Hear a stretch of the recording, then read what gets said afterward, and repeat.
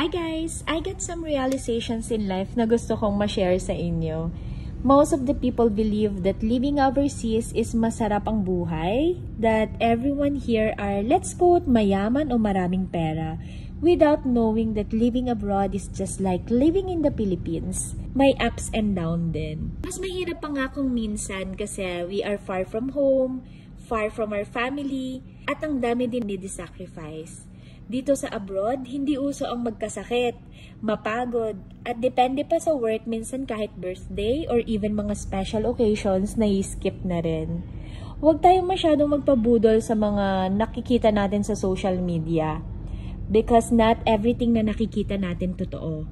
Social media is made to spread positivity. Sino bang gustong mag-post ng mga negative things about their lives? Wala naman, 'di ba? That's why I thought of doing this vlog to show you what's the real life of OFW. Yung walang filter, yung totoo lang. I have a very good life here abroad. I'm with my family, si Papa, si Shay, and of course soon to be a happy family of 4. We managed to have a good living here abroad. Maayos na school for Shay, better life for Shay, and of course konting savings. But ang lahat ng yon, ang kapalit, hard work and sacrifice. Here abroad, wala ang tatay o kuya ko to drive for me wherever I go. Syempre, may work din kasi ang husband ko.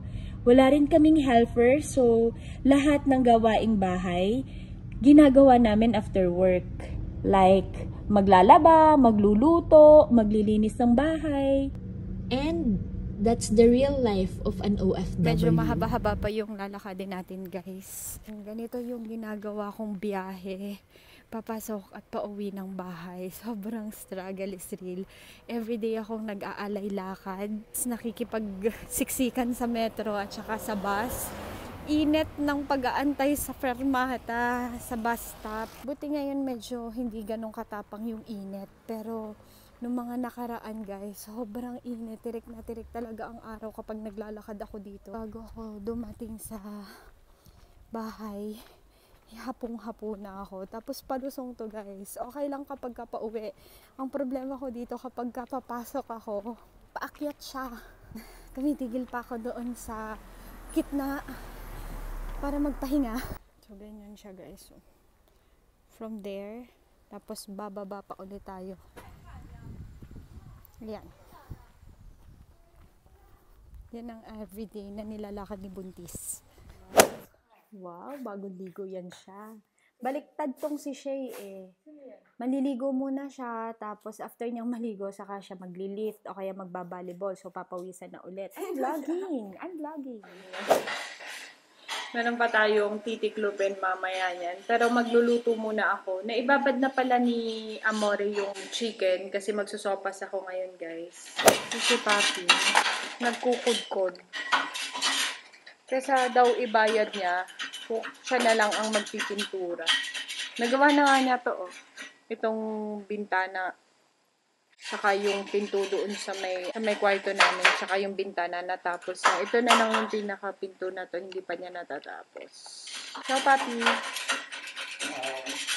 ito ang aming dirty kitchen. Yay! Napaibig kasi ako, guys, sa sopas. Ito kami, guys, nagluluto everyday. So, nandito yung mga gamit namin. Minsan, nagluluto naman kami sa loob, pero yung hindi nangangamoy. Kasi kung may kitchen naman kami, ba't pa kami magluluto doon sa loob? Tapos, dito naman kami sa labas, guys, kumakain. Meron kaming mini garden na medyo magulo pa, guys. Kasi nag-aayos pa kami. May mga gamit pa kami makanakatambak siya.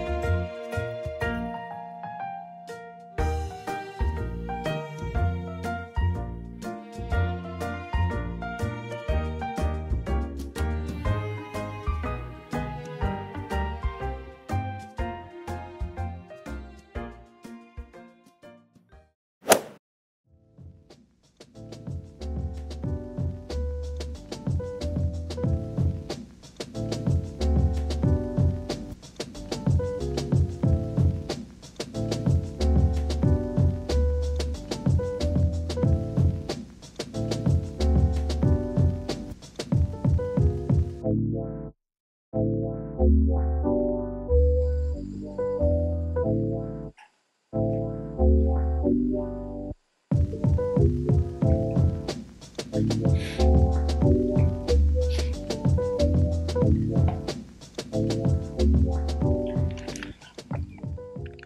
good morning guys. Pasensya na kayo kahapon. Hindi ko natapos yung vlog. Kasi pagkatapos namin, bagong gising lang talaga ako, walang hinapos. Pagkatapos namin na mag-dinner, nakatulog na ako. Sobrang pagod din guys. Nagtiklop lang ako ng mga damit. Hindi ko na rin na-film. Tapos, natulog na ako. Nauna na ako sa kanilang natulog. Time check, it's already 5:35 in the morning. Ganitong oras ako gumigising guys. Kasi nga, medyo mahaba-haba yung biyahe ko today. Katulad nung ginawa ko kahapon. Ganun kahaba.